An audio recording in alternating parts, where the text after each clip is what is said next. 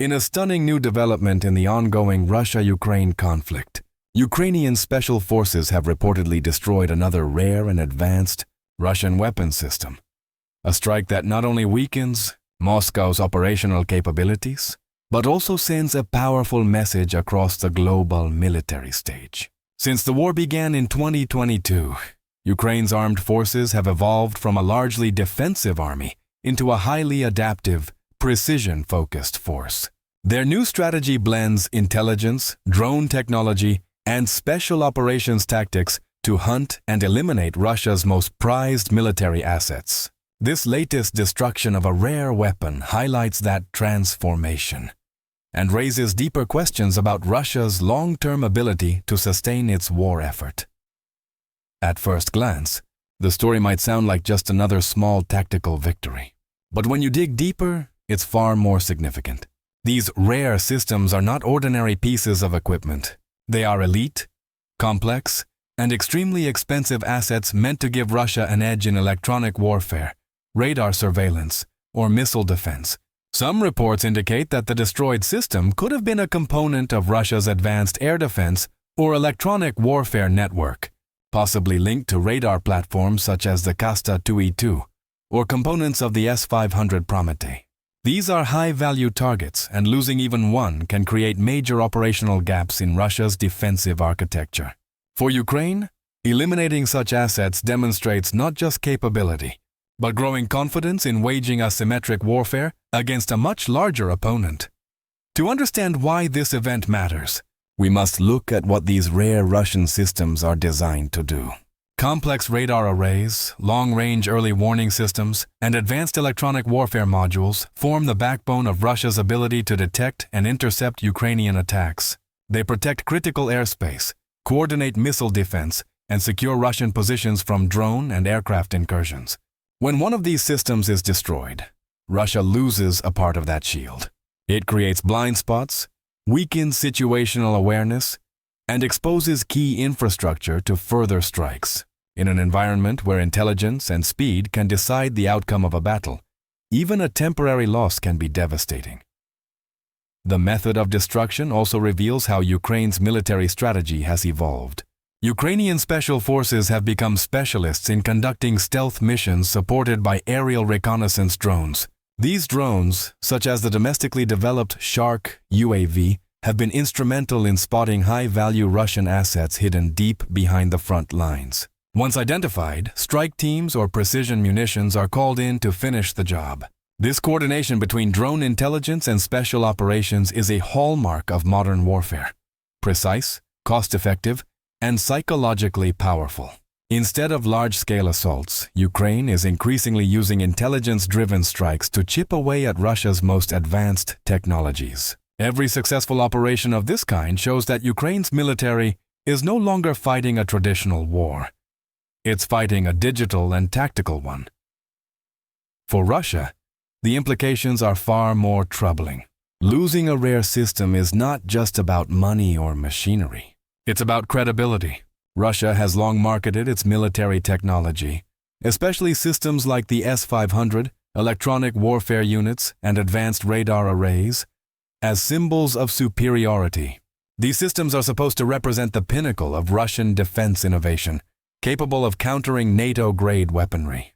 But if Ukraine can repeatedly locate and destroy them, that myth of invincibility starts to crumble.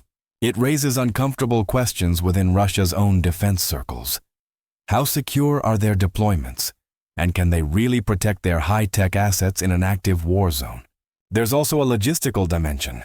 Western sanctions have severely limited Russia's access to advanced microelectronics and other key components required to build or repair such systems. This means that when a rare piece of hardware is destroyed, replacing it could take months, or even years. In some cases, it may be impossible to rebuild quickly because the components simply aren't available. Each destroyed radar, jammer, or launcher slowly erodes Russia's strategic reserve and stretches its defense industrial capacity thinner and thinner. From Ukraine's perspective, this is exactly the kind of victory they need. Every destroyed system boosts morale among troops and citizens alike, proving that intelligence, precision, and courage can outmatch size and numbers.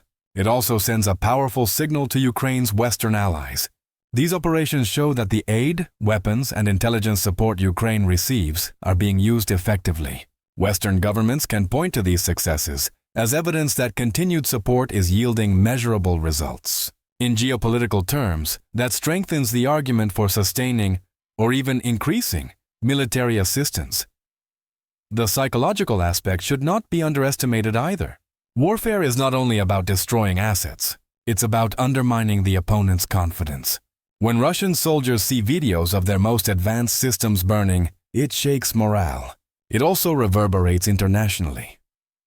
Countries that might have been potential buyers of Russian defense technology begin to doubt its reliability. In a global arms market where reputation is everything, every destroyed system represents not just a battlefield loss, but an economic and diplomatic setback. For the wider world, this incident is another reminder of how warfare is changing in the 21st century. Traditional large-scale battles are giving way to intelligence-driven, precision operations that use smaller teams and smarter tools. Drones, satellite imagery, and cyber intelligence now play a greater role than ever before. Ukraine's success in hunting down advanced Russian systems shows how smaller nations can leverage modern technology to level the playing field against a larger adversary. It's not about who has more tanks anymore. It's about who has better data, faster communication, and the ability to strike with precision. For Moscow, the challenge now is how to adapt. Russia will likely reinforce its air defense grids, deploy more decoys, and relocate high-value systems deeper behind the front lines. But each of these adjustments comes with a cost.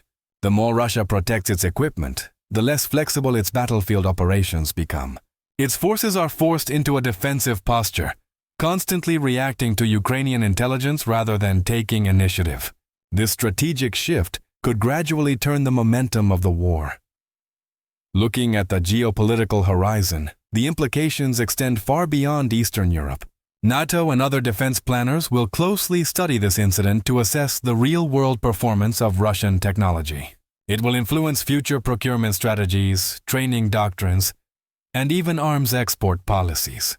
Meanwhile, other nations, from the Middle East to Asia, will take note of how vulnerable advanced systems can be when faced with well-coordinated, modern asymmetric tactics. The lesson is clear. Technology alone does not guarantee dominance. Adaptability and intelligence integration do. In the coming months, analysts will be watching for two key indicators: how quickly Russia attempts to replace the destroyed system, and whether Ukraine continues this pattern of targeting rare, high-value assets.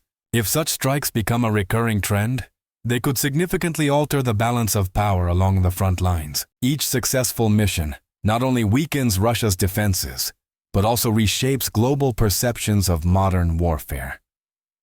Ultimately, this is more than a story about one explosion or one destroyed machine.